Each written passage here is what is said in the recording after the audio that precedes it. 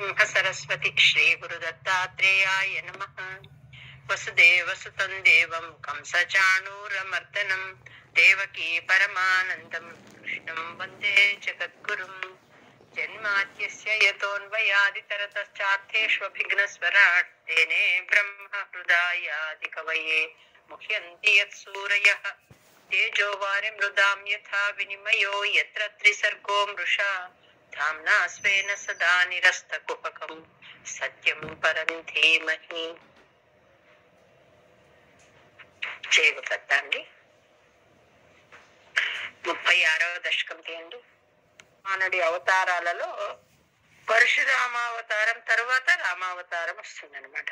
కానీ భాగవతంలో కొన్ని కథలు ఎట్లయితాయంటే వెనక ముందుకు అట్లా వచ్చినాయి అన్నమాట. రామచరిత్ర తర్వాత పరశురామ చరిత్రం వస్తుందన్నమాట. ఇక్కడ ఒక విశేషమైన అంశం వస్తుంది పరశురామ చరిత్రలో. అది ఎట్లా స్టార్ట్ చేస్తున్నారు భట్టాద్రి అంటే,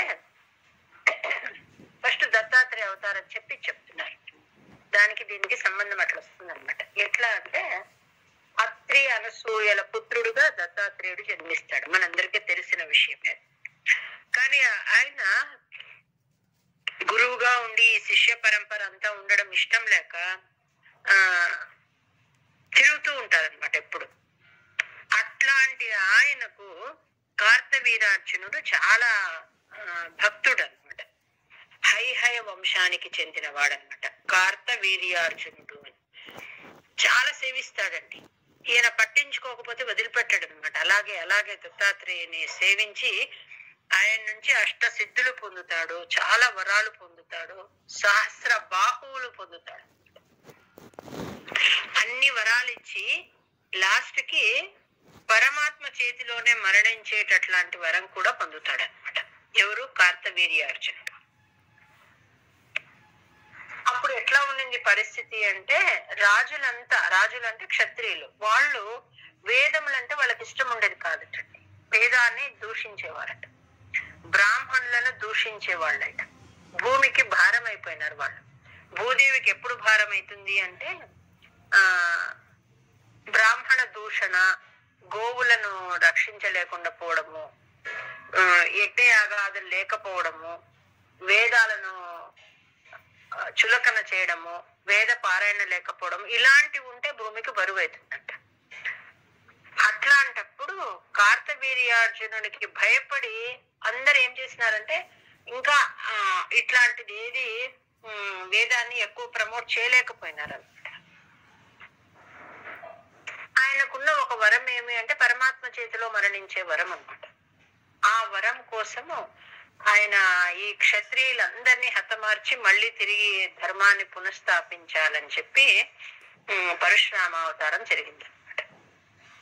ఈ పరశురామావతారంలో కూడా కొంచెం ఇంట్రెస్టింగ్ విషయం ఉంటుంది. విశ్వామిత్రుడి పూర్వీకుడు ఉంటాడండి, గాధి అని. ఆయన కూతురు పేరు సత్యవతి అన్నమాట. గాధి యొక్క పుత్రిక సత్యవతి. ఆ గాధి ఏం చేస్తాడంటే, తన కూతురైన సత్యవతిని రుచికుడు అనే మహర్షికి ఇచ్చి పెళ్లి చేస్తాడు. వాళ్ళకు ఆ రుచికుడు సత్యవతి యొక్క కొడుకే జమదగ్ని మహర్షి అన్నమాట. ఆ జమదగ్ని పుత్రుడే పరశురాముడు. ఐ రిపీట్, సత్యవతి రుచికుడు వాళ్ళ కొడుకు వచ్చి జమదగ్ని మహర్షి. ఆ జమదగ్ని మహర్షి పుత్రుడు పరశురాముడు. ఈ జమదగ్ని పుట్టుక కూడా అంత ఒక పరమాత్మ మాయ అన్నమాట. అక్కడ ఈ సత్యవతి ఏం చేస్తుందంటే, తన భర్తను అడుగుతుంది అనమాట, మీరు చాలా గొప్ప తపస్సంపన్నులు కదా, మా పుట్టింట్లో నా తల్లికి ఒక కుమారుడు కలిగేటట్లు వరం ఇవ్వండి అని అడుగుతుంది. సరే అని చెప్పి ఇతను ఏం చేస్తాడంటే, ఆ సంతానం కోసం వేద మంత్రాలతో 2 రకాల పాయసాలను తయారు చేస్తాడండి. ఎవరు? రుచికుడు. అందులో ఒకటి ఎట్లా ఉంటుంది అంటే, బ్రహ్మమయమైన మంత్రంతో అభిమంత్రించి మంచి సాత్వికుడైన పుత్రుడు జన్మించేటట్లు ఒక ప్రసాదాన్ని, ఒక పాయసాన్ని తయారు చేస్తాడు. అది తన భార్య కోసం ఇస్తాడండి. ఆమె ఏం కోరుకోయింది వరము? నాకు మంచి శాంతుడైన కుమారుడు కావాలని కోరుకుంటుందండి. ఆమె కోసం తయారు చేస్తాడు. తన తల్లికి కూడా పుత్ర సంతానము కలగాలి అని ఈమె కోరుకోయింది కదా, ఆమె కోసం ఏం చేస్తాడంటే క్షాత్ర తేజం ఉండే అట్లాంటిది పరాక్రమవంతుడైన పిల్లవాడి కోసము ఆయన ఏం చేస్తాడు, విష్ణు ఇంద్ర అగ్ని మంత్రాలతో అభిమంత్రించిన పాయసాన్ని తయారు చేస్తాడండి. విష్ణు ఇంద్ర అగ్ని మంత్రాలతో అభిమంత్రించిన పాయసాన్ని, అవన్నీ క్షాత్ర మంత్రాలు అంటారు, వాటితో తయారు చేసిన పాయసాన్ని తన అత్తగారి కోసం తీసుపెడతాడు. ఇలా 2 రకాల పాయసాలు తయారు చేసి ఆ యజ్ఞశాలలో పెట్టి తను బయటకు వస్తాడండి. ఇంకా అతను ఇవ్వలేదు వాళ్ళకు తీసుకోమని. ఇతను ఎప్పుడైతే బయటకు వచ్చి తన అనుష్ఠానం చేసుకోవడానికి వచ్చాడో అనుకోకుండా వీళ్ళిద్దరు తల్లి కూతురు ఆ యాగశాలలోకి వెళ్తారనమాట. అక్కడ 2 రకాల పాయస పాత్రలు పెట్టినాడు ఆయన. 2 పాయస పాత్రలే, మా కోసమే అని వాళ్ళకి అర్థమైపోయింది. ఆ తల్లి చెప్తుంది అనమాట, ఏమని, ఎట్లయినా భార్య అంటే భర్తకి ఎక్కువ ప్రేమ ఉంటుంది, నీ కోసం ఏదైతే తయారు చేసినాడో ఆ పాయసంలో ఇంకా ఎక్కువ పవర్ఫుల్ గా తయారు చేసి ఉంటారు, కాబట్టి నేను ఈ పాత్ర తీసుకుంటానని ఆవిడ సత్యవతి కోసం తయారు చేసిన పాయసాన్ని తాగివేస్తుంది. ఆవిడకు తెలియదు అది సత్యవతి కోసం చేసినారా తన కోసం తయారు చేసిన దాన్ని. అలాగా ఆమె కనిపిస్తుంది, ఒక పాయస పాత్ర తీసుకుని కూతురుతో చెప్తూ తాగేస్తుంది. విషయం తెలియదు వాళ్ళకు. ఈమె ఏం చేస్తుంది, విషయం తెలియని సత్యవతి తల్లి తీసుకోగా మిగిలిన ఇంకొక 2వ పాత్ర తీసుకుని దానిలో ఉన్న పాయసాన్ని తాగేస్తుంది. ఆ 2వ పాత్రలో ఏమైతుంది అంటే క్షాత్ర మంత్రాలతో అభిమంత్రించిన పాయసం ఉంటుంది. అది ఎట్లా ఉంటుంది అంటే ఉగ్రమైన ఫలితాలనిచ్చే పాయసం అన్నమాట. అది తాను తినేసింది. వెళ్ళిపోయినారు ఇద్దరు తల్లి కూతురు.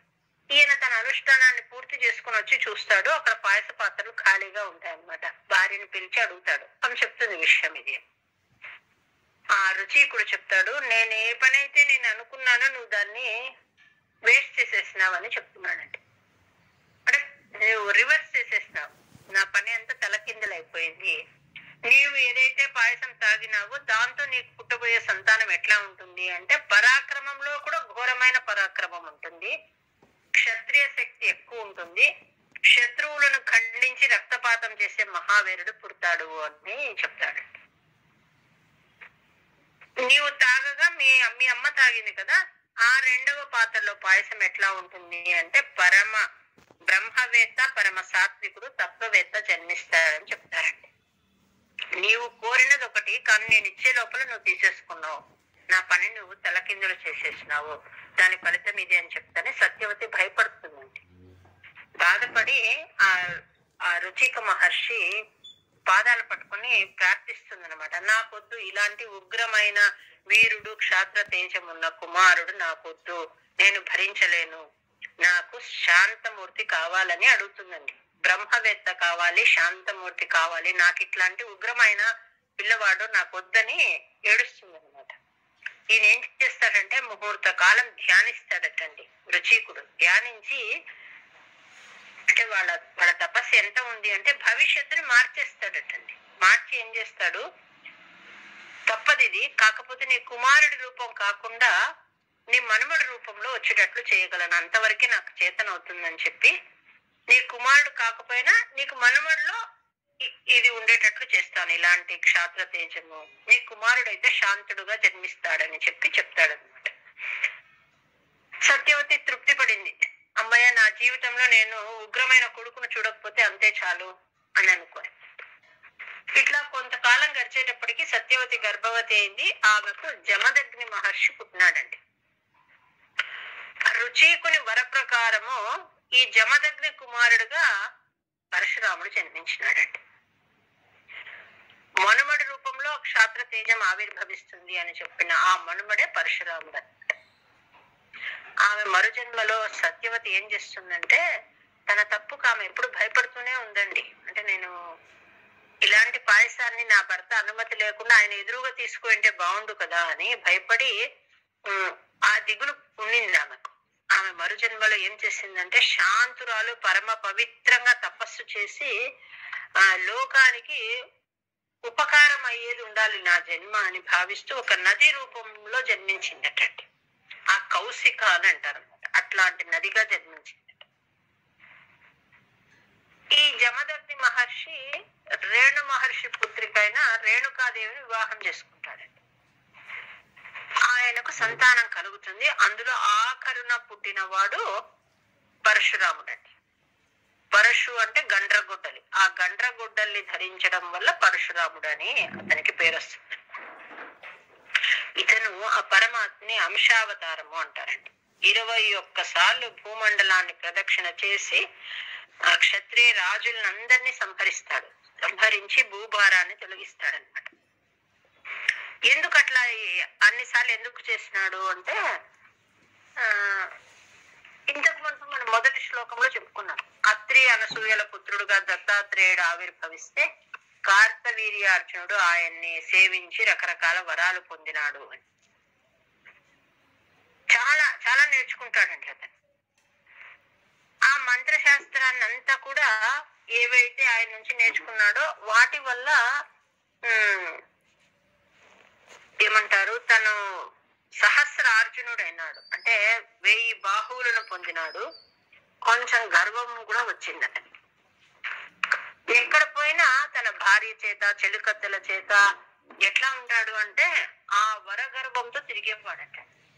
1000 భుజాలను చేస్తూ తన రాజ్యపాలన చేసేవాడట. ఒకసారి నర్మదా నదీ తీరానికి వస్తాడనమాట. ఆ నర్మదా నదీ తీరంలో తన 1000 భుజాలతో ఆ ప్రవాహాన్ని అడ్డగిస్తాడట. వాడికున్న వరమంతా ఆ 1000 భుజాల గురించే తపన అనమాట. ఎట్లాంటిది వాడి పరాక్రమము అంటే ఆ నర్మదా నదీ ప్రవాహానికి కొంచెం దూరంలో ఎక్కడో రావణుడి ఆశ్రమం ఉంటే ఆ ఆశ్రమాన్ని ముంచివేస్తుందటండి. రావణుడు ఏం చేస్తాడంటే ఆ కార్తవీర్యార్జును పైన యుద్ధం చేసి ఓడిపోతాడు. ఈయన దత్తాత్రేయుని శిష్యుడు కదా కార్తవీర్యుడు. ఆ రావణుని ఏం చేస్తాడంటే ఒక చిన్న వానరం లాగా చేసుకొని వస్తాడు. తన భార్యల ముందు మనం కదా చిన్న కుక్క పిల్లని ఎలా ఆడిస్తామో అట్లా కోతి చేసి రావణుని వినోదింపచేసి ఆనందింపచేసి వదిలిపెట్టేస్తాడటండి. అంటే అంతటి పరాక్రమవంతుడు అని చెప్పడానికి ఇదనమాట. ఒకసారి వేటకు పోతాడు. అంత వేటాడి అలసిపోతాడు అనమాట. అలసటతో దప్పికతో ఏం చేస్తాడు, తన సైన్యాన్ని కూడా తీసుకుని వెళ్ళినాడు. దారిలో వస్తూ జమదగ్ని మహర్షి ఆశ్రమానికి వస్తాడంట. ఆ జమదగ్ని దగ్గర ఒక కామధేను ఉంటుందన్నమాట. ఆ కామధేనువు జమదగ్ని మహర్షికి కూతురు లాగా శబల అంటారు. ఆ కామధేనువు యొక్క కూతురు శబల. ఆ శబల ఏం చేస్తుందంటే ఈయనకు యజ్ఞయాగాది క్రతువులకు ఉపయోగపడుతూ ఉంటుంది. ఇట్లా ఎవరైనా వస్తే అతిథి అభ్యాగతులకు ఆహారం పెట్టడానికి అన్నిటికీ కూడా అదే అన్నమాట. ఆ కామధేను కుమార్తె అయిన ఆ శబల ఏం చేస్తుంది అంటే ఆ జమదగ్ని మహర్షి దగ్గరకు వచ్చిన అంతమంది సైనికులకు రాజుకు అంతా రకరకాల పిండి వంటలు పాయసము మంచి షడ్రసోపేతమైన భోజనం అంతా అనుగ్రహిస్తుంది. దీనికి ఆశ్చర్యపడతాడు కార్తవీర్యార్జునుడు. ఇంతవరకు నేను తినని ఇంత మంచి ఆహారం ఎట్లా దొరికింది అని అడిగితే జమదగ్ని చెప్తాడు, నాకు ఉన్న ఆధారము ఈ శబల, దాని వల్లనే ఇదంతా దొరికింది. ఇట్లాంటిది ఉంటే వింటే రాజుల దగ్గర ఉండాలి కానీ మీ అట్లా బ్రాహ్మణుల దగ్గర అనవసరం. అది కాక మీరు మునులు, మీకు అది అవసరం, నాకు ఆ ధేను నిమ్మని అడుగుతాడు. ఆయన ఇవ్వలేనని చెప్తాడు. ఎందుకంటే ఇది నాకు హోమాగ్నికి పూజకు అన్నిటికీ కావలసినది ఈ ఆవు వల్లనే నాకు లభించేది, ఇది నాకు వరపుత్రిక, నేను దీన్ని నీకు ఇవ్వనని చెప్తాడు. వీడు ఒప్పుకోడు కదా కార్తవీర్యార్జునుడు. తన సోదరులు కుమారులతో కూడి వచ్చి జమదగ్నిని చుట్టుముట్టి బలాత్కారంగా శబలం తీసుకొని పోతాడండి.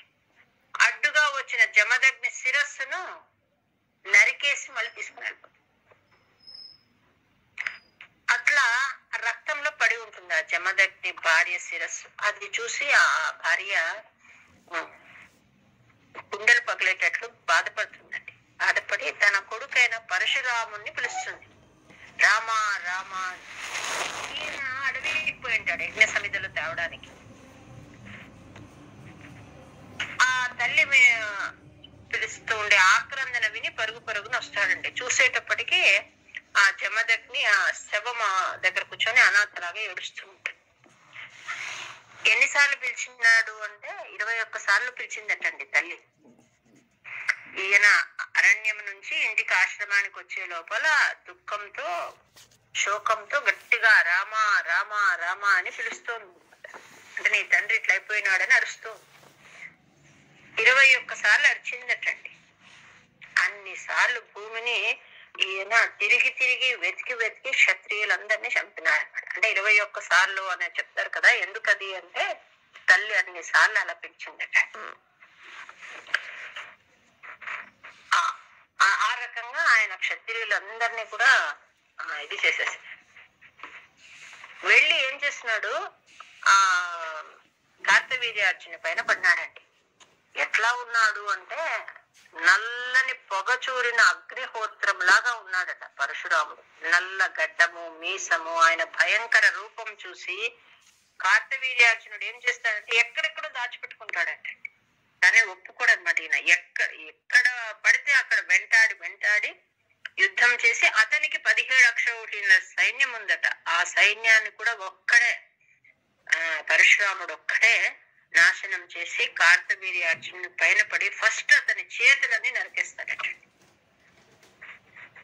1000 బాహువులు అనమాట.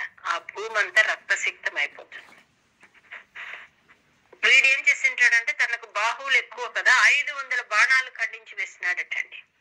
500 బాణాలు వేస్తే ఈయన ఒక్క బాణంతో ఆ 500 ఆ బాణాలు ఆ చేతులను కూడా ఖండించేసినాడు, శిరస్సులను ఖండించి వేసినాడు. ఇంత చేసేసినాడండి. ఇంటికి వచ్చినాడు అనమాట. ఇంటికి వస్తూనే ఇక్కడ యుద్ధం జరుగుతూ ఉంటే కార్తవీర్యునికి 10,000 మంది పిల్లలు ఉన్నారు. వాళ్ళకు భయం వేసింది అనమాట. ఇంతటి పరాక్రమవంతుడైన మా నాన్నకి ఇట్లా జరుగుతుంది, మమ్మల్ని ఇంకేం చేస్తాడు అని చెప్పి వాళ్ళు ఎక్కడెక్కడో పోయి తప్పించుకొని వెళ్ళిపోతారండి. ఇంటికి వచ్చి చూస్తాడు. చూసి ఆయన్ని తన తండ్రి శిరస్సును మళ్ళీ యథాప్రకారం అయ్యేటట్లు చేస్తాడు. చేసి పునర్జీవితుడిని చేస్తాడు. తండ్రి లేచి చాలా ఆశీర్వచనాలు ఇస్తాడండి. చిరంజీవత్వాన్ని ఇస్తాడు, ఆశీర్వచనాన్ని ఇస్తాడు. కానీ పరశురాముడు చేసిన పని చూసి చాలా బాధపడతాడండి. అంటే మనం ఎట్లాంటి వాళ్ళము, బ్రాహ్మణులము, క్షమాగుణం ఉండాలి, కానీ ఇట్లాంటి క్రౌర్య గుణం ఉండకూడదని చెప్తున్నాడండి. కొడుకు చేసిన పనిని మెచ్చుకోలే జమదగ్ని. రాజు చాలా ముఖ్యమైన వాడు దేశానికి. ఆయన ఎట్లాంటి వాడు అంటే రాజులో పరమాత్ముని యొక్క విభూతి ఉంటుంది. సామరస్యంగా సెటిల్ చేసుకోవాలి, కానీ ఇంత రక్తపాతాన్ని సృష్టిస్తావా నీవు? సర్వదేవత స్వరూపుడు రాజు. ఆయన్ని చంపితే అది బ్రాహ్మణ వత కన్నా ఎక్కువైపోతుంది. నీవు పొరపాటు పని చేసినావు కాబట్టి నువ్వు ప్రాయశ్చిత్తం చేసుకోమని చెప్తాడు. పరశురాముడు ఆయన యొక్క అంశావతారమే ఆ నారాయణుడు. కానీ ఈయన ఒప్పుకోడు. అంత రక్తపాతం చేసినావు కాబట్టి ఇది చాలా పెద్ద తప్పు అని చెప్తున్నాడండి. ఇలా చేయకూడదు అని. కాబట్టి నువ్వు పరమాత్మ నామస్మరణ చేస్తూ నువ్వు తీర్థయాత్రలు చేసి నీ పాపాన్ని ప్రక్షాళన చేసుకొని రాపమని పంపించేస్తాడండి. దాంతో ఈయన స్వయం స్వామి యొక్క అంశావతారమే అయినా కూడా తండ్రి మాట ప్రకారము 1 సంవత్సర కాలం తీర్థయాత్ర చేస్తాడు. అన్ని చోట్ల తీర్థక్షేత్ర స్నానాలన్నీ, తీర్థ స్నానము క్షేత్ర దర్శనము చేస్తాడు. తపస్సు చేసి మళ్ళీ యోగ సిద్ధిని పొందుతాడండి. అంటే 1 సంవత్సర కాలం తల్లిదండ్రుల ఆజ్ఞ ప్రకారము భూమండలం అంతా ప్రదక్షిణ చేసి మళ్ళీ వస్తాడండి అక్కడ. ఇది ఆయన యొక్క కథ అన్నమాట. మనం మళ్ళీ ఒక 2 శ్లోకాలు చెప్తాం, మళ్ళీ మనకి వెళ్దాము. అంటే ఇది ఇంకొక చోట సమంతక పంచక యాత్ర అని ఒకటి వస్తుందండి. దానికి దీనికి లింక్ ఉంటుంది. మీరందరూ అక్కడ పోయినప్పుడు మళ్ళీ మనం పరశురాముని గుర్తు చేసుకోం. అమ్మ నెక్స్ట్ 4వ శ్లోకం. చంపేస్తున్నాడు. జమదగ్ని మహర్షి చాలా అసమాధానం పొందినారండి. ఆయనకు నచ్చలేదన్నమాట తన కుమారుడు చేసిన పని. అంటే బ్రాహ్మణుడికి ఉండాల్సినది క్షమ. ఆయనకు గౌరవమే క్షమ నుంచి. ఆ క్షమాగుణం అనేదే అతనికి సంపద. పరమేష్టి అంటే బ్రహ్మదేవుడు. బ్రహ్మదేవుడు కూడా సత్యలోకాధిపత్యాన్ని పొందడం ఎట్లాగా అంటే క్షమ అనే గుణం నుంచే పొందినాడు.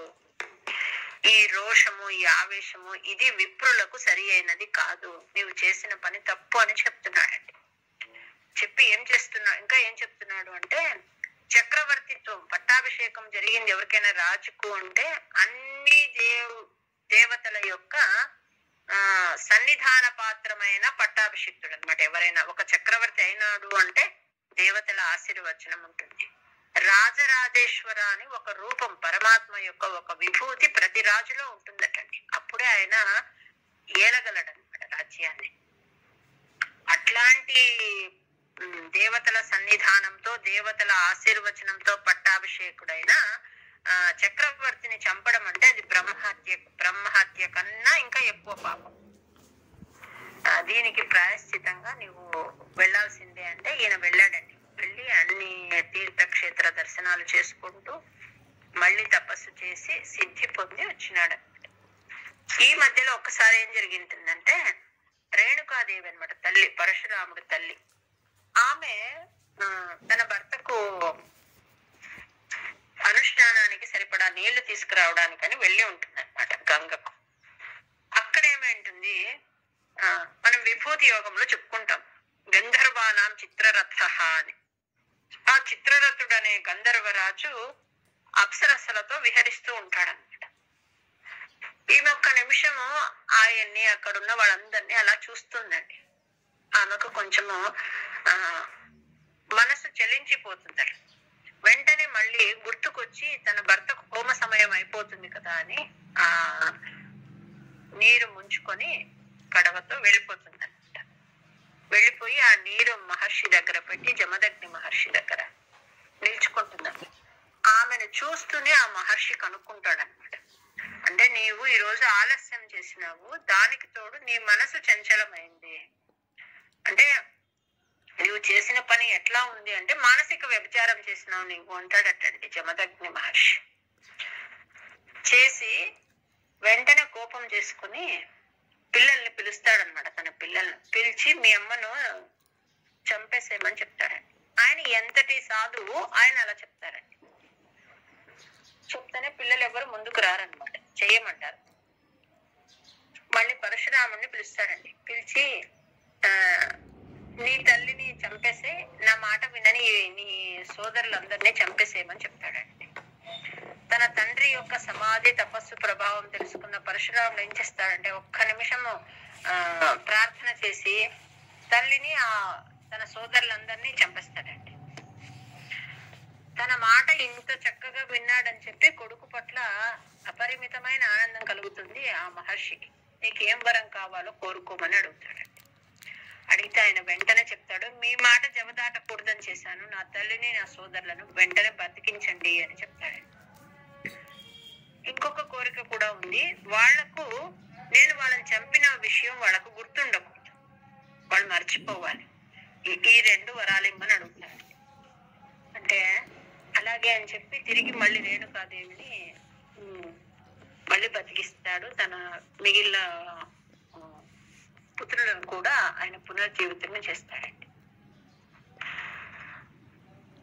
ఇక్కడ అంటే తండ్రి మాట విన్నాడు, ఆయన తపస్సు తెలుసుకొని మళ్ళీ వాళ్ళందరినీ పునర్జీవితుల్ని చేస్తారండి. ఇది జరిగి ఉంటుంది. తర్వాత ఈ కార్తవీర్యార్జునుడి కథ అంతా ఇట్లా జరిగింది.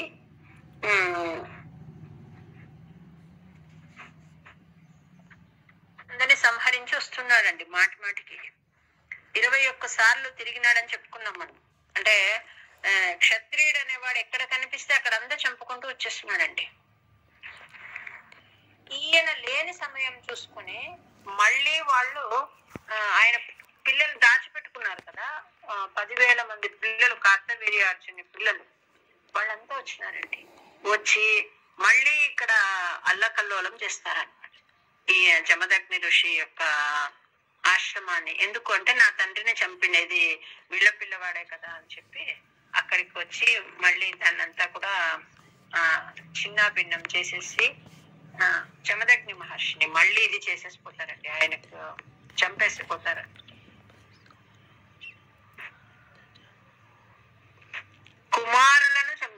జమదగ్ని కుమారులను జమదగ్ని మహర్షిని కూడా హత్య చేసినాడు.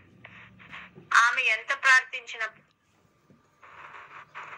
ఏమిటి తలుపు తీస్తారా?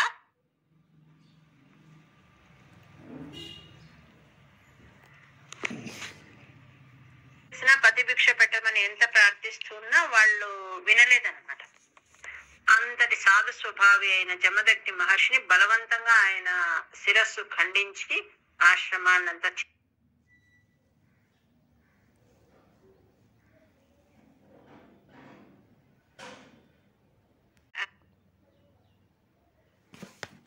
పరశురామని తండ్రిని రక్షించరా అని మళ్ళీ గట్టిగా ఏడుస్తూ ఉన్నాడు. ఆ సమయానికి వచ్చేసినాడండి పరశురాముడు. తన తల్లి ఆర్తనాదం విని వచ్చినాడు. ఆ నెత్తురు మడుగులో ఉన్న తండ్రి శవాన్ని, ఆ ఘోర దృశ్యాన్ని అంతా చూసినాడండి. చూసి ఎట్లయిపోయినాడంటే తిరిగి మళ్ళీ అగ్నిహోత్రం లాగా అయిపోయినాడండి. ఆ గండ్ర గొడ్డలి భుజాన పెట్టుకొని, విష్ణు ధనుస్సుని పెట్టుకొని, దివ్యాస్త్రాలను పెట్టుకొని ఆయన ఎట్లా ఉన్నాడంటే పెద్ద పులిలాగా ఉన్నాడట. మాహిష్మతి నగరానికి వెళ్ళిపోయినాడంట. వెళ్ళి అందరినీ చంపేస్తున్నాడండి అక్కడ వాళ్ళ పిల్లలను అందరినీ. ఆ చంపుతూ ఉంటేనంట రక్తం ఏరులై పారిందట. దాంతో ఆయన ఏం చేస్తున్నాడంటే 5 రక్తపు కోనేర్లను శమంతక పంచకము అంటారు, కురుక్షేత్రంలో ఉందండి. గ్రహణ సమయంలో విశేషంగా అక్కడికి వెళ్ళి స్నానం చేస్తారంట. ఎంత శుభ్రంగా పెట్టుకున్నారంటేనండి అక్కడ మంచిగా, అంటే స్నానానికి మంచి ఏర్పాట్లు ఉన్నాయి. ఆ జలము అక్కడ ఏమంటే అది మనం కదా ఎంత అపవిత్రం చేసేస్తున్నాం. అక్కడ బట్టలు వేస్తున్నాము, షాంపూలు వేస్తున్నాము, ఏమేమో చేస్తున్నాం. మంచి నది తీరాలంతా అట్లా కాకుండా చక్కగా పెట్టుకున్నారండి. అక్కడ పిక్నిక్ అని వస్తారండి కురుక్షేత్రంలో. యంగ్స్టర్స్ తమ పిల్లల్ని తీసుకొని వస్తారండి. అక్కడికి వచ్చి అక్కడ స్నానం చేసి కాసేపు మెడిటేషన్ చేసి వెళ్తారండి. అక్కడ అట్లాంటి ప్రదేశానికి వస్తారు. ఆ శమంతక పంచకాన్ని ఏర్పాటు చేసినాడు అనమాట. క్షత్రియ ప్రజల రక్తంతో తండ్రికి తర్పణ చేసి పితృణం తీర్చుకున్నాడు అనమాట. ఆ తండ్రి యొక్క శిరస్సును ఒక దగ్గర పెట్టాడండి. పెట్టి ఏం చేస్తాడంటే రుద్ర మంత్రాలతో, ఆయన పుట్టిండేది రుద్ర మంత్రాలను ఆవహింప చేసిన పాయసం నుంచి పుట్టింటాడు కదా. ఆయన జన్మతో బ్రాహ్మణుడు అయినప్పటికీ ఆయన ఎట్లా ఉంటాడు అంటే ఈ క్షత్రియులంతా సంహరించినాడు, క్రోధమూర్తి. తర్వాత ఈ శమంతక పంచకాన్ని ఏర్పాటు చేసినాడు. అంటే ఎంత రక్తం అక్కడ ఏరులై పారింటుందో ఊహించండి. ఇవన్నీ చూసి ఆయన ఏం చేస్తున్నాడంటే తన తండ్రికి ఇట్లాంటి స్థితి కలిగించకూడదు అనుకున్నాడండి. తన తండ్రి శిరస్సును ఒక దర్భ పైన పెట్టి శరీరాన్ని దానికి జత చేసి వాయుదేవుణ్ణి ఆరాధించినాడటండి. అంటే ఒక యజ్ఞం చేసినాడు అనమాట. సర్వప్రాయశ్చిత యజ్ఞము అని చేసి ఆ క్షత్రియ వధ వల్ల తనకి ఏదైతే పాపం ఉందో ఆ పాపాన్నంతా ఫస్ట్ పోగొట్టుకుని ప్రాయశ్చిత హోమాన్ని చేసి తర్వాత ఆ తండ్రికి మంచి ఇది కలిగేటట్లు చేసినాడండి. ఆయన చేసిన ఆ యజ్ఞము, ఆ హోమం వల్ల ఏమైంది అంటే ఆయన అట్లా వెళ్ళిపోయి సప్త మండలాల ఊర్ధ్వలోకానికి పోయి సప్త ఋషి మండలంలో ఎగిరి ఆ శిరస్సుతో కూడి సశరీరుడై ఒక సప్త ఋషులలో ఒక ఋషిగా ఉండిపోయినాడటండి. ఈయన చేసిన ఆ క్రతువు వల్ల అనమాట. తన తండ్రి యొక్క శరీరాన్ని, తలను ముండాన్ని అలా జత చేసి ఒక దర్భ పైన అరేంజ్ చేసి ఆయన ఒక హోమం అంటూ చేసినాడండి. ఫస్ట్ తనకు తాను ప్రాయశ్చిత్తం చేసుకున్నాడు. తర్వాత తండ్రికి అలాంటి ఒక మంచి స్థితి కలిగేటట్టు చేసినాడండి. ఈయన చేసిన ఆ పని వల్ల, ఆ యజ్ఞం వల్ల ఏమైంది అంటే ఊర్ధ్వలోకం పొందినాడు. ఎవరు? జమదగ్ని మహర్షి. ఎగిరి శిరస్సుతో కూడి సశరీరుడై ఆ సప్త ఋషి మండలంలో, ఆ సప్త ఋషులలో ఒకడుగా నిలిచినాడట. అది ఈయన తండ్రికి చేసిన గొప్ప పని అన్నమాట. నెక్స్ట్ శుక్రోజ్జీవిత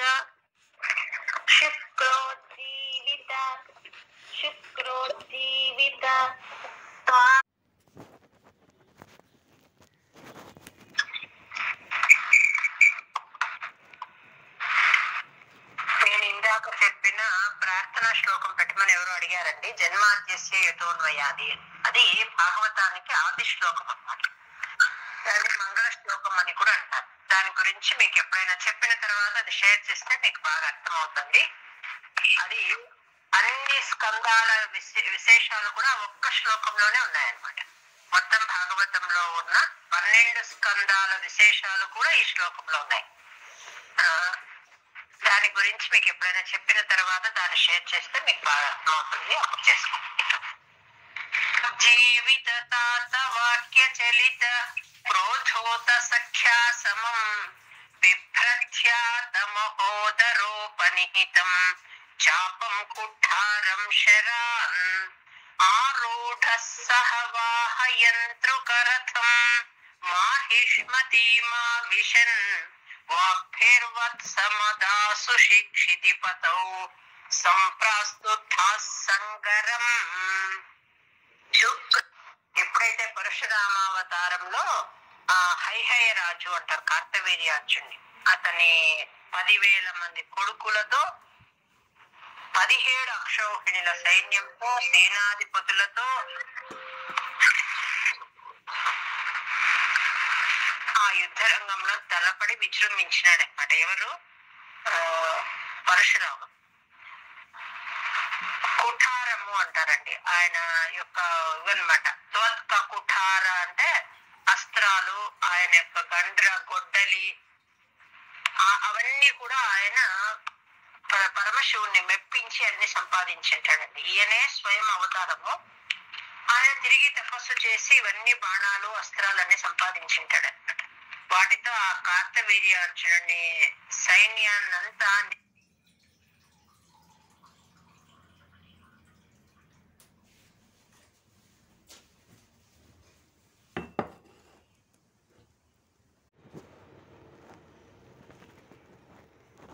మార్చినాడనమాట.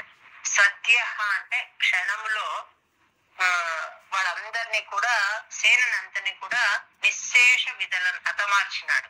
నష్ట శిష్ట తనయ మరణించగా మిగిలిన పుత్రులు ఎవరున్నారో వాళ్ళ భీతి ప్రదృత పరుగు పెట్టినారట. వాళ్ళంతా పరుగు పెడుతూనే ఆ కేకయ రాజు హైహయ రాజు కార్తవీర్యార్జున మీదికి స్వయంగా దూకినాడు అనమాట. లీలావారిత ఒక చిన్న వానరంగా చేసి కార్తవీర్యార్జునుడు తన భార్యల దగ్గర ఆట వస్తువుగా ఆ వానరుడిని చేసిన వానరుడు లాగా చేశాడు. ఎవరిని? రావణుని అని చెప్పుకున్నాడు. అట్లాంటి రావణుడి గర్వాన్ని అనర్చిన ఆ కార్తవీర్యార్జునుడి సహస్ర బాహువులను ఈయన ఖండించి వేసినాడండి. అన్ని చేతులతో ఆయన అస్త్ర శస్త్రాలని విసురుతూ ఉన్నాడంట. తన చేతిలో వరం అనమాట తనకి. వాటితో బహుశస్త్రాస్త్రం అనేక శస్త్రాస్త్రాలను ముక్త అంటే విసురుతూ ఉంటే వాటిని అన్నిటినీ కూడా ఈయన అడ్డగించినాడు. తన దగ్గర ఈయన ఉన్న అస్త్రాలన్నీ ఎన్నెన్ని ఉన్నాయి అన్ని ఆయన పైన వేస్తూ ఉంటే విష్ణురాన్ని కూడా విఫలం చేసినాడు అనమాట. చేస్తే నీవు హరియే అని ఆయనకు అర్థమైపోయింది అనమాట. తనకు వరం ఇచ్చినాడు కదా, నువ్వు నా చేతుల్లోనే నువ్వు మరణిస్తావు అని చెప్పి దత్తాత్రేయుడు వరం ఇస్తాడండి. ఆఖరణ నా అంశతో ఉన్న నా అవతారంతోనే నీ మరణం ఉంది అని కూడా ఇస్తాడనమాట. అట్లాంటి ఆయన చేతుల్లోనే ఈయన 1000 చేతులను ఫస్ట్ ఖండించినాడు, తర్వాత అతన్ని సంహరించినాడు. అవధీహి అంటే 1000 చేతులను ఖండించడము అని.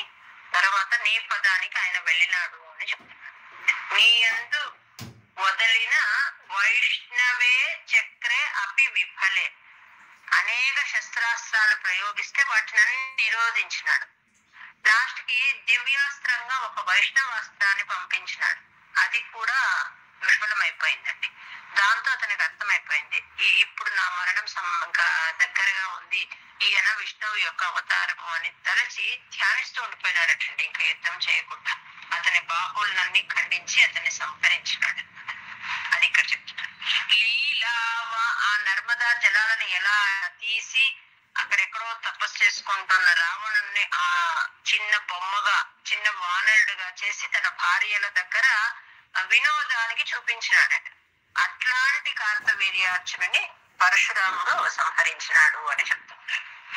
లీలావారిత నర్మదా జలవలంకేశ గర్వాపహ శ్రీమద్బాహు సహస్రముక్త బాహుశస్త్రాస్త్రం నిరుంధన్నమం చక్రే త్వయ్యథ వైష్ణవేపి విఫలే బుద్ధ్వా హరిం త్వాం ముదా ధ్యాయంతం చిత సర్వదోషమవధీః శోకాత్పరంతే పదం. లీలా అన్న భూమి, మేదిని అయిన భూమి. పృథ్వీ అని పేరు ఎట్లా వచ్చిందని చెప్పుకున్నామండి మనం. ఒక రాజు గురించి చెప్పుకున్నాం, పృథు చక్రవర్తి గురించి. ఆయన వల్ల భూమికి పృథ్వీ అని పేరు వచ్చింది. మేదిని అనేది కూడా భూమికి పేరు అనమాట. ఎందుకు వచ్చింది ఆ పేరు అంటే, మధుకైటభ రాక్షస సంహారం వల్ల వాళ్ళ కొవ్వు, చంపబడిన వాళ్ళ యొక్క కొవ్వు వల్ల దానికి భూమికి మేదిని అని పేరు వచ్చిందట. ధ్యానానీత రథాయుధస్త్వమకృతా విప్రద్రుహః క్షత్రియాన్ దిక్చక్రేషు కుఠారయన్ విశిఖయన్ నిహి క్షత్రియాం మేదినీం. కథలో అంతర్భాగంగా ఆమె తల్లి 21 సార్లు గుండెలు బాదుకుంటుందన్నమాట. జమదగ్ని మహర్షిని వీళ్ళు కార్తవీర్యార్జునుని మిగిలిపోయిన కుమారులు వెళ్లి జమదగ్ని మహర్షిని సంహరిస్తే ఈమె ఎంత రిక్వెస్ట్ చేసుకున్నా వాళ్ళు వదిలిపెట్టదండి. దాంతో ఆయన్ని సంహరించి వెళ్తే ఆమె 21 సార్లు రామా రామా రామా అని గుండెలు బాదుకుని ఏడుస్తుందన్నమాట. ఈయన వచ్చి చూసి పరశురాముడు తన తల్లి ఎన్నిసార్లు అయితే అట్లా ఆక్రోశించిందో అన్ని సార్లు నేను భూమండలాన్నంతా తిరిగి తిరిగి క్షత్రియులందరినీ నేను వధిస్తానని ఘోరమైన ప్రతిజ్ఞ చేసినాడట. ధ్యాన మాత్రం చేత రథము, ఆయుధాలు ఇవన్నీ తెప్పించుకున్నాడు అనమాట. నిహి క్షత్రియం అంటే క్షత్రియుడు అనేవాడు లేకుండా చేసేస్తానని చేసినాడట. దిక్చక్రేషు అంటే అన్ని దిక్కుల గాలించి గాలించి దొరికిన వాడినంతా కూడా వాళ్ళైతే గుహలలో, చెరువులలో ఎక్కడంటే అక్కడ దాక్కున్నారటండి. వస్తే చంపేస్తాడు. కొన్ని చోట్ల ఆడవాళ్ళ వేషం వేసుకున్నారట రాజులు. వేసుకుని లోపల ఉండి ఇక్కడ ఎవరు మగవాళ్ళు లేరని చెప్పి పంపించేస్తున్నారట. ఎక్కడికంటే అక్కడికి వెళ్ళిపోతాడట ఈయన. వాళ్ళకు భయం వేసి రాణుల వేషం వేసుకున్నారట. వేసుకుని మిగిలిన వాళ్ళతో లేడీస్ తో చెప్పించినారట ఇక్కడ ఎవరు మగవాళ్ళు లేరని. అంత భయపడ్డారట పరశురాముడికి. కొంతమంది గుహల్లో దాక్కున్నారట, మడుగుల్లో దాక్కున్నారట, చెరువుల్లో దాక్కున్నారట. ఎక్కడ దాక్కున్నా ఎవరిని వదిలిపెట్టలేదటండి. అందరినీ సంహరించినారట. నిహి క్షత్రియం అంటే రాజు, క్షత్రియుడు అనేవాడు లేకుండా నాశనం చేసేస్తున్నారట. ఇక్కడండి క్షత్రియుడు అంటే మనము అయోధ్య రామ ప్రతిష్ఠ అందరూ కన్నుల పండుగగా చూసుకున్నాము. ఇంకా మనసులో మనకు అది ఇంకా మెదులుతూనే ఉంది. అక్కడి క్షత్రియులట ఇది పరశురాముడి గురించి చెప్పుకునే కాంటెక్స్ట్ లో ఆయన క్షత్రియులు లేకుండా చేస్తున్నాడు. అని రామావతారంలో అక్కడ రాముడి విగ్రహ ప్రతిష్ఠ జరిగే వరకు మేము తలపాగాలు ధరించమని చెప్పి చెప్పులు గాని తలపాగాలు గాని ధరించకుండా ఎంతో మంది క్షత్రియ వంశాలు వాళ్ళంతా కూడా ఇన్ని ఏళ్లుగా అలాగే ఉన్నారటండి. అయోధ్య చుట్టుపక్కల వాళ్ళంతా కూడా మరి రాముల వారి ప్రతిష్ఠ జరిగే వరకు మేము వాటిని ధరించము అని. అది వాళ్లకు గౌరవ సూచకము. ప్లస్ చెప్పులు కూడా ధరించలేదటండి. వాళ్ళు అలాగే ఉన్నారండి. మన ప్రభుత్వమే వాళ్ళందరికీ కూడా వాళ్ళ సైజెస్ కి సరిపడా తెప్పించి ఇచ్చి వేసుకునేటట్టు చేస్తున్నారటండి. మళ్ళీ మా రాముడి ప్రతిష్ఠ జరిగే వరకు మేము వాటిని ధరించము అని. ఈవెన్ పెళ్లిళ్ళ లాంటి వేడుకల్లో కూడా వాళ్ళు ధరించలేదట. రాములల్లా అక్కడ వచ్చే వరకు మేము వేసుకోమని అలాగే ఉన్నారట. ఇన్ని ఏళ్ల తర్వాత ప్రభుత్వమే వాళ్ళకి అవన్నీ ఇచ్చిందట ఆ వంశస్థులందరికీ. ఓకే. భూయో మర్షిత హైహయాత్మజగణైస్తాతే హతే రేణుకాం ఆఖ్నానాం హృదయం నిరీక్ష్య బహుశో ఘోరాం ప్రతిజ్ఞాం వహన్ ధ్యానానీతరథాయుధస్త్వమకృథా విప్రద్రుహః క్షత్రియాన్ దిక్చక్రేషు కుఠారయన్ విశిఖయన్ నిహి క్షత్రియాం మేదినీం. ఇంకొక విషయం అండి, పరశురాముడు కూడా దత్తాత్రేయుడి శిష్యుడండి. చాలా ఆయన్ని మెప్పించి ఆయనకు శుశ్రూష చేసి దత్తాత్రేయుల వారి నుంచి ఎన్నో అస్త్ర విద్యలు, యోగ శాస్త్రము, మంత్ర శాస్త్రాన్ని ఇవన్నీ కూడా అభ్యసించింటాడు. ఎవరు? పరశురాముడు. పరశురాముడి చేతిలో సంహరింపబడ్డ కార్తవీర్యార్జునుడు కూడా దత్తాత్రేయుని శిష్యుడే. ఈయన ఏం చేస్తున్నాడంటే పరశురాముడు పరశురామ కల్పసూత్రాలు అని ఆయన ఒక గొప్ప గ్రంథాన్ని రాసినాడటండి. అంటే దత్తాత్రేయుల వారి అనుగ్రహంతో నేర్చుకున్న మంత్ర శాస్త్రాన్ని అంతటినీ కూడా ఒక గ్రంథ రూపం చేసినారట పరశురాముల వారు. ఆ పరశురామ కల్పసూత్రాలు అనే పేరుతో ఆ పుస్తకం ఉందటండి. ఆయన నుంచే గండ్రగొడ్డలిని, తర్వాత ఎన్నో అస్త్రాలు అనమాట, పాశుపతాస్త్రము, వైష్ణవాస్త్రము, అవన్నీ కూడా పరశురాముడు దత్తాత్రేయుల వారి నుంచే పొందినారట.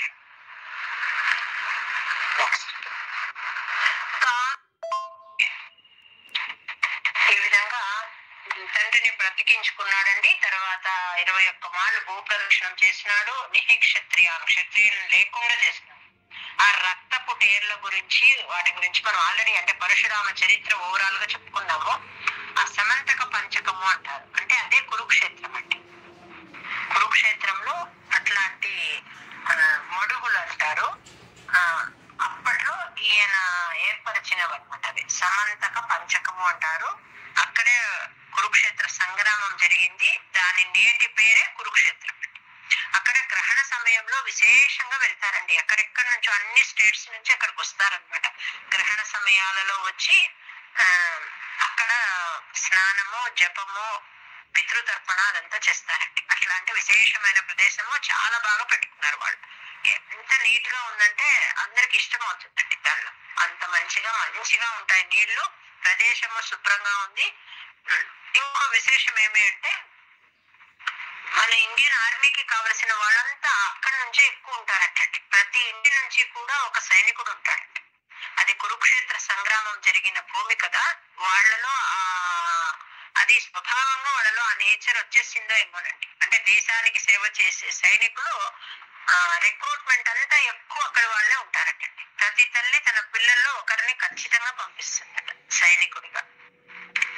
ఆ రిక్రూట్మెంట్ లో అంతా కూడా ఆ కురుక్షేత్రకు సంబంధించిన అక్కడ వాళ్ళంతా ఉంటారండి. ప్రదేశం చాలా బాగుంది. ఎప్పుడైనా వెళ్తే ఖచ్చితంగా చూడండి. ఎక్కువ జపానికి మనం కొంచెం చేసినా కూడా విశేష ఫలం ఇచ్చే ప్రదేశం ఆ సమంతక పంచకం. అక్కడ చేసి ఆయన ఏం చేసినాడంటే తన తండ్రి కోసము ఒక యజ్ఞం చేసినాడు అని చెప్పుకున్నాం మనం.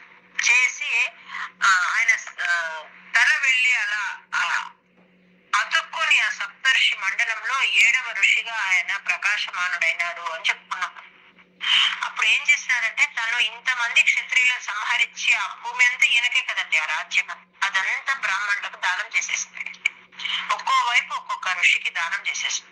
కాశ్యపాదులు అంటారు, అంటే కాశ్యపుడు మొదలైన ఋషులందరికీ కూడా ఆ భూభాగాన్నంతా దానం చేసినాడు. మరొకసారి సాల్వుడితో యుద్ధం చేసే సందర్భం వస్తే సనక సనందాది ఋషులు చెప్తారనమాట, వీడు నీ వంతు కాదు, కృష్ణుడి వంతు, వీడిని వదిలిపెట్టేసి, వీడిని చంపొద్దు అంటే అతన్ని చంపకుండా వదిలిపెట్టేస్తారు.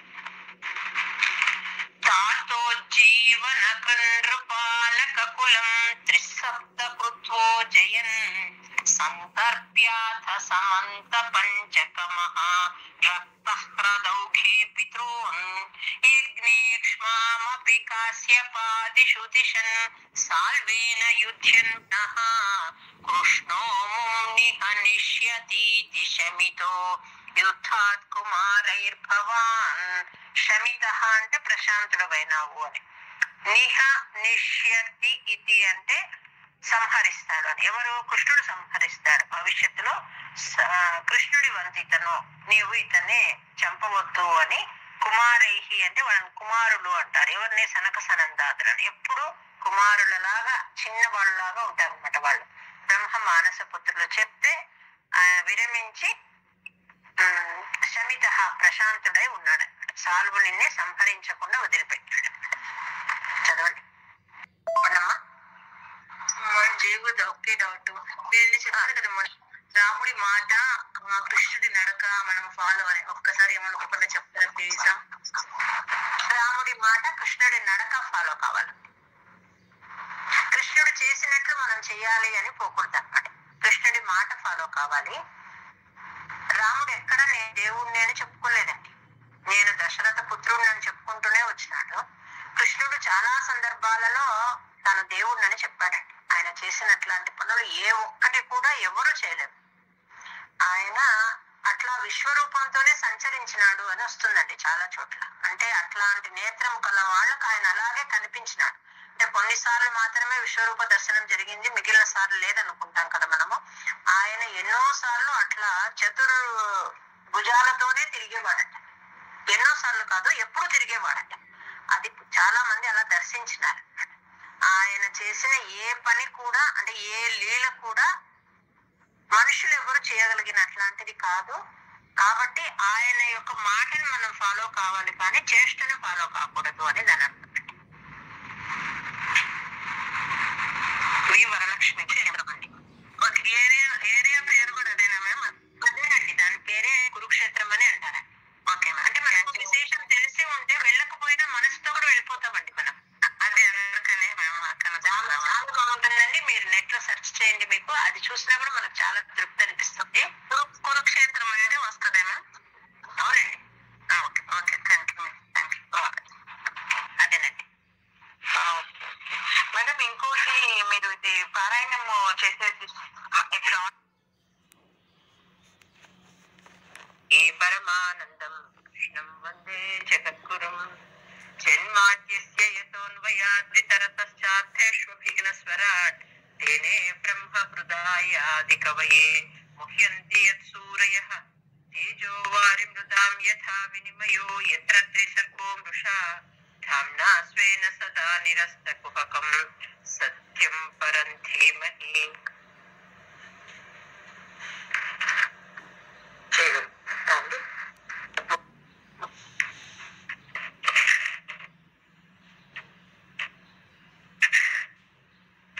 పరశురామ అవతారంలో ఆయన 21 సార్లు మొత్తం భూమండలాన్ని అంతా తిరిగినాడండి. తిరిగి క్షత్రియులందరినీ సంహరించేస్తున్నాడు అనమాట.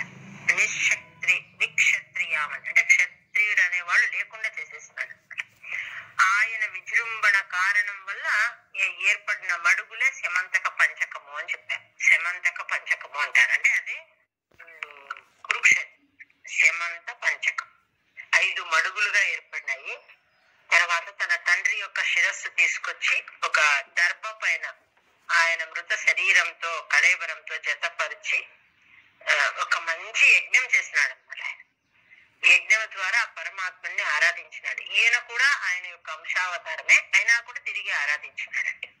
మనం ఇక్కడ గమనించాలి, ఏ అవతారంలో వచ్చినా మళ్ళీ తిరిగి రాముడు కూడా చాలా ఆరాధన చేసినాడండి. కృష్ణావతారంలో కృష్ణుడు మళ్ళీ విశేష ఆరాధన చేస్తాడు. అంటే తనను తానే ఆరాధించుకుంటాడు అనమాట. ధ్యానము, యజ్ఞము, పూజ, ఆరాధన అంతా చేస్తాడు కృష్ణుడు కూడా. అట్లా ఈయన గొప్ప యజ్ఞం చేసినాడండి. చేసి ఆ యజ్ఞంలో భాగంగా ఏం చేసినాడంటే తను ఎంతైతే జయించినాడు భూమండలాన్ని, దాని యొక్క ఒక్కొక్క భాగం, తూర్పు భాగం ఒకరికి, దక్షిణ భాగం ఒకరికి, పశ్చిమ భాగం ఒకరికి, ఉత్తర భాగం ఒకరికి ఆ బ్రాహ్మణులకు దానం ఇచ్చేసినాడండి. ఆ మధ్య భాగాన్ని కశ్యప మహర్షికి ఇచ్చినాడు. తను జయించినది ఏది తను పెట్టుకోలేదు, అంతా ఇచ్చేసినాడు అనమాట.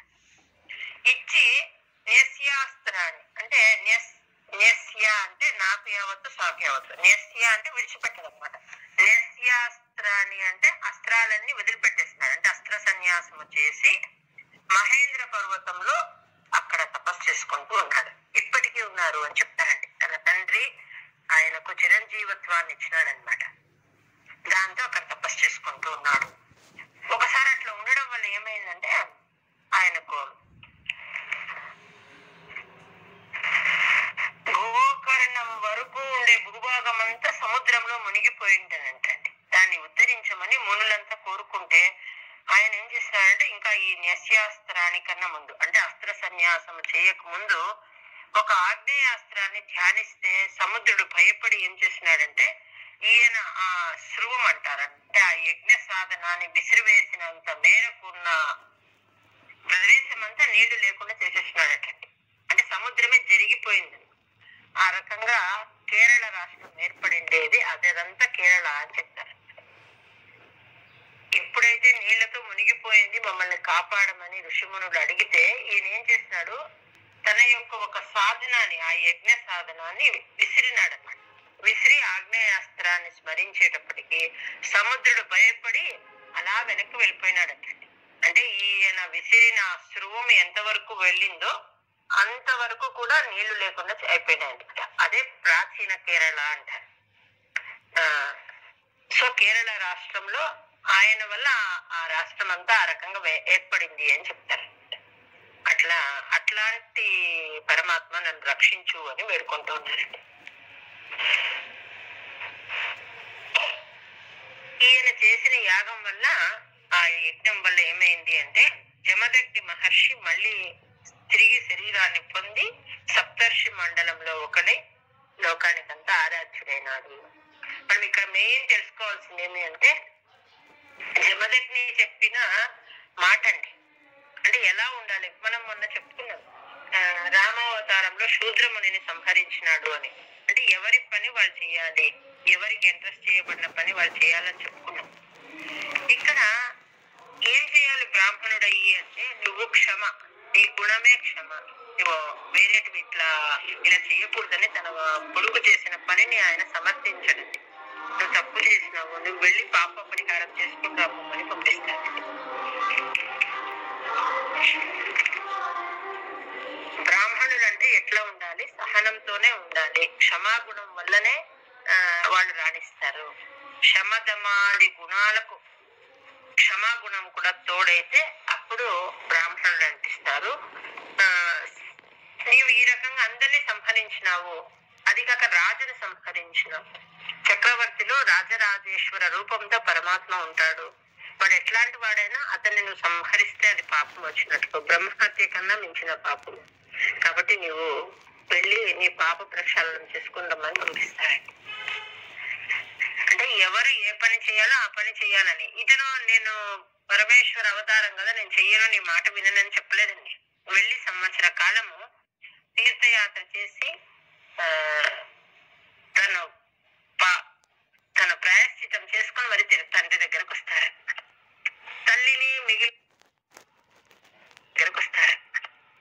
తల్లిని మిగిలిన సోదరులను సంహరిస్తాడు. తండ్రి మాట ఆజ్ఞ ఇచ్చిన వెంటనే తన మాట విన్నాడని చెప్పి నీకేం కావాలో కోరుకో అంటే మళ్ళీ తిరిగి తన తల్లిని మిగిలిన సోదరులను బ్రతికించమని చెప్తారండి. నేను ఇలా చేసిన విషయం అంటే నా చేత వాళ్ళు సంహరింపబడిన విషయం వాళ్ళ గుర్తు ఉండకూడదు. ఆ వరాలు కోరుకుంటారు. జమదగ్ని మహర్షి అలాగిస్తారండి. అది మనం పరశురామలో నేర్చుకునే విషయం అండి.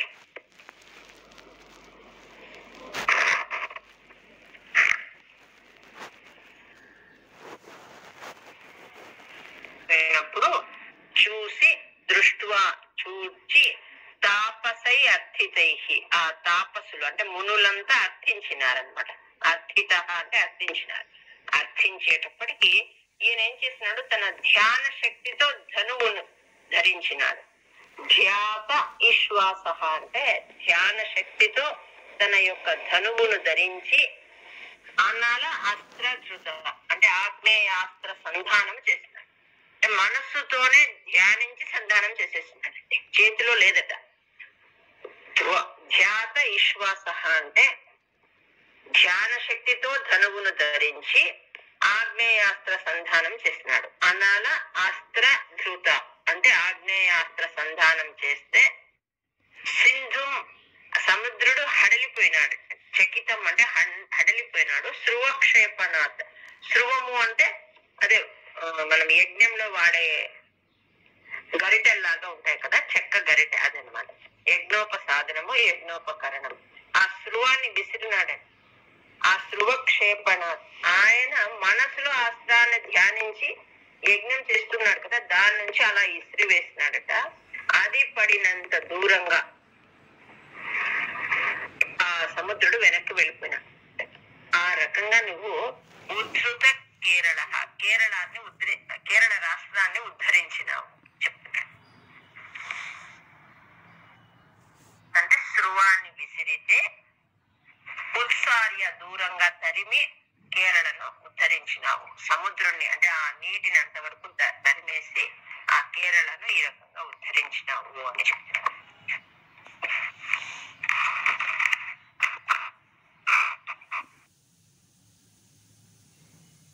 గోపికా జీవన స్మరణం గోవింద గోవింద నారాయణ అఖిల గురో భగవన్ నమస్తే.